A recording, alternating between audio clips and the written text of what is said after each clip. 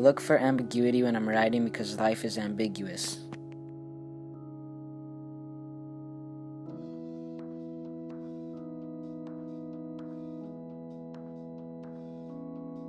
The purpose of ambiguity is to allow the audience to use their life experiences and personality to make the story meaningful and relatable.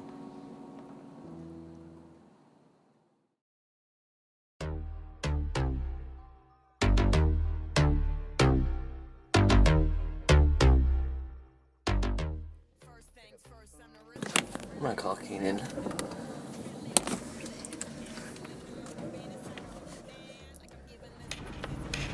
Hello? Hey, what's up? Hey, how you doing? Pretty good. Hey, did you want to go get some coffee and talk about these short stories Miss Booger assigned? Yeah, they're super confusing. Yeah, I don't think anyone understands them. Alright, see you in a little bit. Yeah, be there in 5.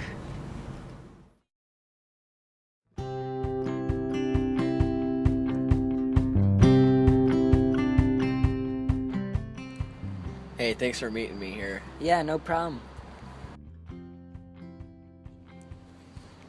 So, basically with this Good Country People story, just the title alone, I felt like they were bad country people. What did you think? I thought they were good country people. No, see, you're wrong, and here's why you're wrong. So, let's take the salesman, for example, okay? He's trying to sell Christianity, but he doesn't actually believe in it himself. No, let me finish.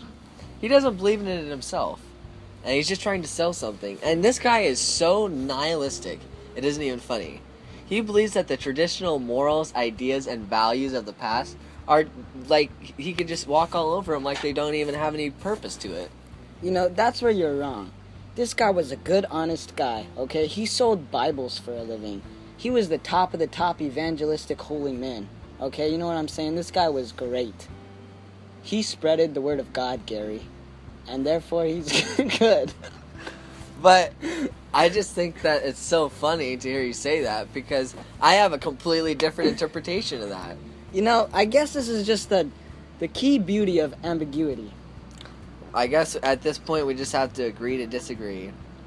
So Miss Hopewell completely loved Miss Freeman's daughters more than her own because she says in the text, page 281, well, Glenise is a fine girl, Miss Hopewell said. Glenise and Karamay are both fine girls. Now that's completely right there, black and white, says that she loves Miss Freeman's daughters more than her own. And if she says that about her own daughter, I'll give you $100 and a pat on the back because that's not going to happen.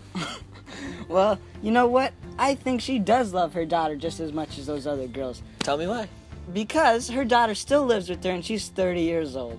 30 years old, Gary. I'm not going to love my kid that much. My kid's going to move out when he's 18. And you know what? That might not be in the text, but it's in my head. Actions speak louder than words, Gary. Actions speak louder than words. And that's true love, genuine love. You know what? From good country Keenan, people. okay. This ambiguity stuff really gets me going. I hate ambiguity. So with the intruder, Keenan, I think we can both agree that A, Kenneth loved his sister, and B, he did shoot an intruder. You know what? I think you're wrong on both those points, but let's take this heated debate inside. Okay.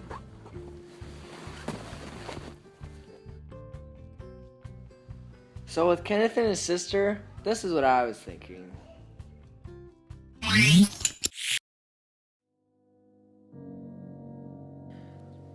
I liked being alone, but even more, I liked being alone with my sister. She was nearly 17, her skin was fair, her cheeks colored. She had long black hair that came down to her shoulders. On the right side of her face, a wave of it reached the corner of her eye. She was the most beautiful girl I knew because of her personality and stunning looks. I will always love my sister. See, I understood your point, Gary, but here's what I thought.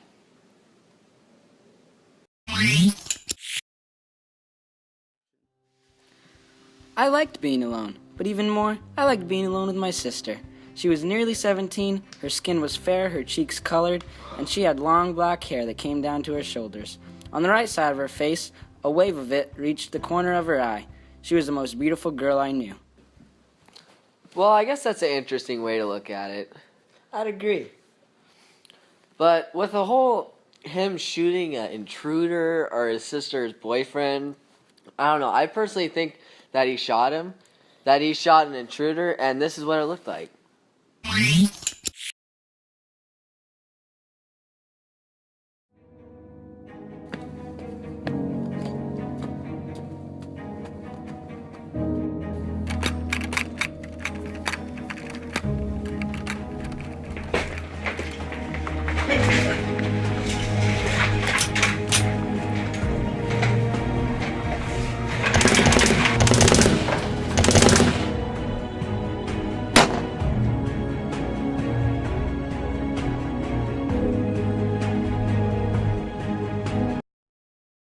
You know, that's an interesting point, but this is how I viewed it.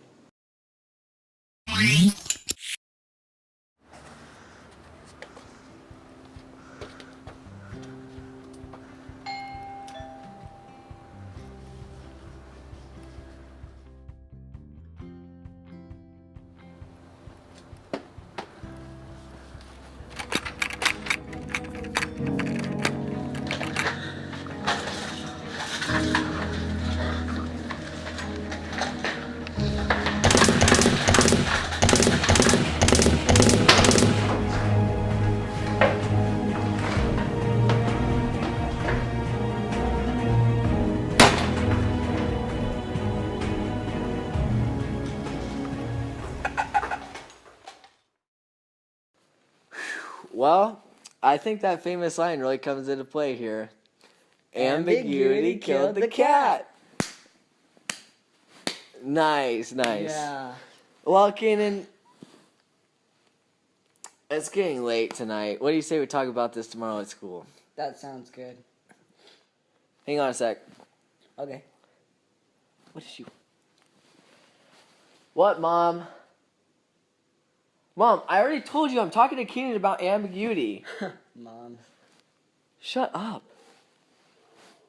You don't know what ambiguity is. Are you serious? I'm not even going to get into it right now. Okay, I'm on my way home. There's no need to take away my iPad. Okay, I'm on my way, but you better frickin' heat up the meatloaf. Seriously, dude? Shut up. Okay, I'm coming.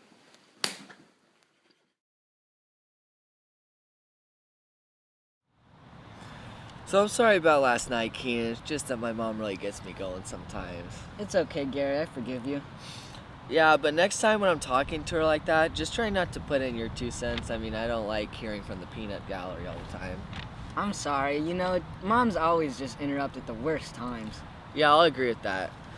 So getting back to these stories, with Happy Death, I think that we can both agree on the fact that A, he got hit by the truck on purpose. Oh my goodness, seriously? And B, that he did not finish the book. Those are 2 ridiculous statements. Man, this ambiguity is really getting to me. It gets me fired up. Yep. So, I think we'll I think I'll show you what I thought of him getting hit by the truck. All right. Man, I really don't like my life right now.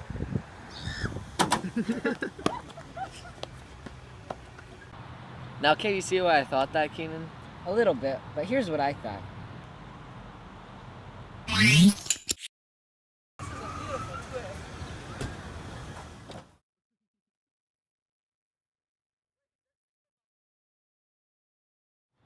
Alright, Keenan, so with him finishing the book or not, I think he did not finish it because he states there's a picture of him reading the book on page 43, and then the next page, or on the next little picture, it says Clark's Hill 6/27/80. That's the date that he was reading that exact page, and now that appears as though it's about halfway through the book, and he died 5 days after he dated that. So in order for him to finish the book, he would have had to read the whole rest of the story in 5 days. I would have to disagree. It looks like it's more than halfway through the book. Okay, that picture seems pretty detailed to me. All right. And he had 5 days to finish those few pages. He was a devoted reader. He loved to read. So I'm gonna say that, he I mean, finished where that whole where book. do you see that he was a devoted reader? Do you see that picture right there? Looks pretty devoted to me. Does it say anything on top?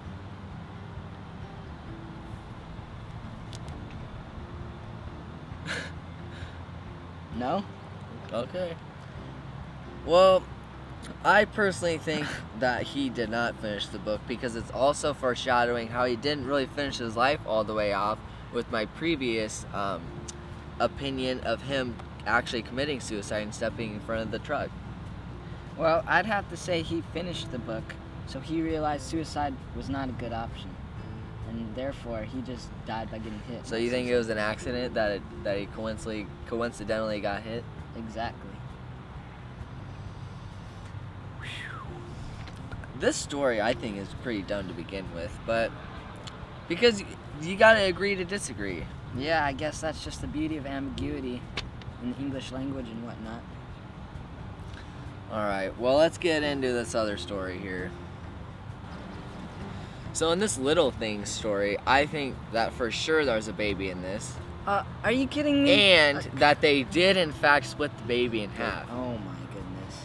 Now, here's what I think. I'll be a son of a gun. And on page 152, it says, she noticed the baby's picture on the bed and picked it up. Now, we scroll down here another paragraph or two. She says, she stood in the doorway of the little kitchen holding the baby. Is that not evidence enough? Not for me. Okay. Personally, not for me. I think that can be maybe a figment of her imagination. These stories are crazy, so maybe she's crazy, I just think the baby is symbolic of their marriage. Like when they rip the baby in half, their marriage rips in half. Okay, now here's another thing. They actually do rip the baby in half, whether you believe it or not. Because look, it says, they're franticking and they're all frantic and everything. She says, "You're hurting the baby," she said. "I'm not hurting the baby," he said. And then they get in this whole thing and she says, "No!" She screamed and grabbed her hands, kicking loose. So, then she says, so then that insinuates that the baby was ripped in half because she says she grabbed for the baby's other arm. She caught the baby around the wrist and leaned back. But he would not let go. He felt the baby slipping out of his hands and he pulled back very hard. In this manner, the issue was decided. I mean, I think that's pretty good evidence, but I'm going to stick with the fact that I think this baby You think it's all figurative? Yeah, figurative and symbolic of their marriage. Okay, so A, you don't believe the baby exists, and B, you believe that the ripping in half of the baby is just figurative. Exactly. And I think that the baby does exist, and they did in fact rip the actual baby in half because they're fighting over the baby, and meanwhile their marriage is at stake. Well, I guess we just interpret it in two different ways, huh? I guess this just goes to show that this ambiguity thing really does exist, Keenan. I'd agree. Well, I appreciate you meeting me on such short notice yesterday to talk about this stuff. We didn't really get far because you still have different interpretations than I do. I guess that's just what ambiguity is. It's a son of a gun sometimes, am I right? Yeah, well, at least now the unit's over and we don't have to worry about it until the final. Exactly.